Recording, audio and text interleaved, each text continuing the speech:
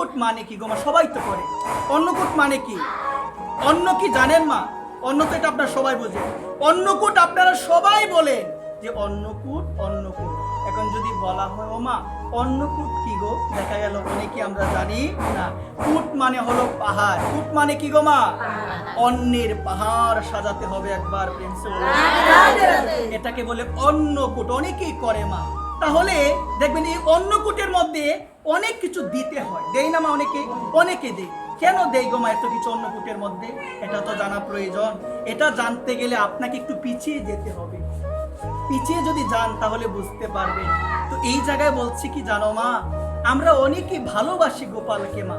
শুনে যাও মা, গোপাল সেবা যারা করো তোমরা মা, তোমাদের সর্বপ্রথম একজনের মনোভাব নিয়ে গোপাল সেবা করতে হবে। তিনি কে? মা যশোদা।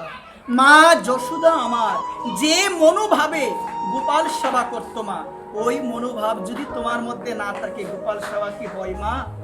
আমরা তো আগ্রহ আসলে বিগ্রহে বসিয়ে দিই, একটু আগ্রহ আসলে গোপাল সেবা দিব, বসিয়ে দিলাম।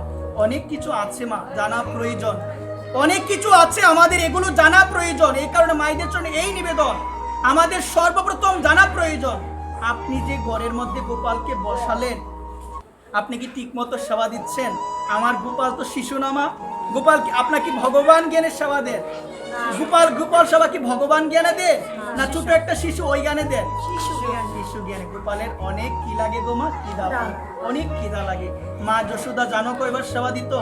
4 বার নয়, 5 বার নয়, 6 বার নয়, 7 বার নয়, 8 বার সেবা দিত। একবার কিভাবে সেবা করা তো জানো মা? একবার মুখে খাবার দিতে গেলে 10 বার সাধতে হতো। আমার প্রাণ শোনা, আমার প্রাণ গোপাল, আমার প্রাণ গোবিন্দ, নাও নাও, এভাবে সাধতে হতো। কয়বার? 10 বার সাধার পরে গোবিন্দ একবার গ্রাস গ্রহণ করতে, আবার দৌড়াদৌড়ি। মা যশোদা পিছনে পিছনে দৌড়াতো। আমার প্রাণ গোবিন্দ, আমার প্রাণ শোনা, আমার প্রাণ গোপাল 10 বার সাধার পরে আবার গ্রাস গ্রহণ করত। এভাবে তাহলে দেখা গেল কয়বার সেবা দিত? 8 বার সেবা দিত। তুমিও তো বলো আমি গোপালকে ভালোবাসি। কয়বার সেবা দিচ্ছ তুমি? শাস্ত্রের কথা তো জেনে যাও, শাস্ত্রের কথা জেনে যাও। গোপাল সেবা বড়ই কঠিন। গোপাল সেবা হরিভক্তি বিরাজ গ্রন্থে আছে মা। যারা তোমরা গৃহস্থ রয়েছো, তোমাদের ঘরের মধ্যে বড় গোপাল আনলে চলবে না। আমরা অনেক সময় এত বড় আবেগ আমাদের, দেখো মা, এত বড় আবেগ যে আমি গোপাল কিনবো, অনেক বড় একটা গোপাল আমি কিনবো। শাস্ত্র সম্বন্ধে কোনো জ্ঞান নাই, হরিভক্তি বিলাসে আছে মা। যারা গৃহস্থ রয়েছে, এই গৃহস্থদের যারা আপনারা গোপাল আনবেন, আপনাদের করণীয় হলো এতটুক থাকবে, এই বৃদ্ধ অঙ্গুষ্ঠ থেকে এই কনিষ্ঠ আঙ্গুল পর্যন্ত যতটুকু উচ্চতা ততটুক পর্যন্ত গোপাল থাকবে। এর উঁচু আনলে অপরাধ হবে একবার। এটা আমরা কি এদিকে যাই? কেউ এদিকে আমরা যাই না, এদিকে আমরা কেউ যাই না। তো এই জায়গায় শুনে যাও, গোপাল সেবা দিতে হবে কয়বার গো মা? 8 বার। কে দিত 8 বার? তাহলে অন্নকূটের মধ্যে বিশাল ভোগ দেওয়া হয় কেন? এটাও তো জানা প্রয়োজন, তাই না? তাহলে আপনারা লক্ষ্য করবেন, অন্নকূটের মধ্যে অনেক 56 ভোগ দেওয়া হয় গোবিন্দ। কয় ভোগ দেওয়া হয়?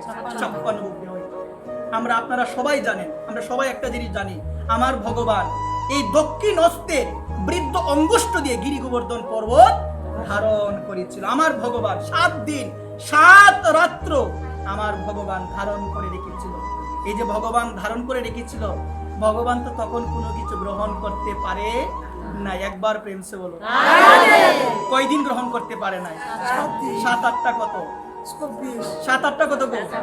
একবার প্রেমসে বলো, 7 8টা কত? 56। তাহলে ওই অন্নকূটের মধ্যে 56 কেন দিতে হয়? মা যশোদা আমার প্রাণ গোপালকে তিনি প্রতিদিন সেবা দিত 8 বার। কিন্তু যখন আমার প্রাণ গোবিন্দ গিরি গোবর্ধন পর্বত ধারণ করেছিল, সেবা দিতে পারে না 7 দিন।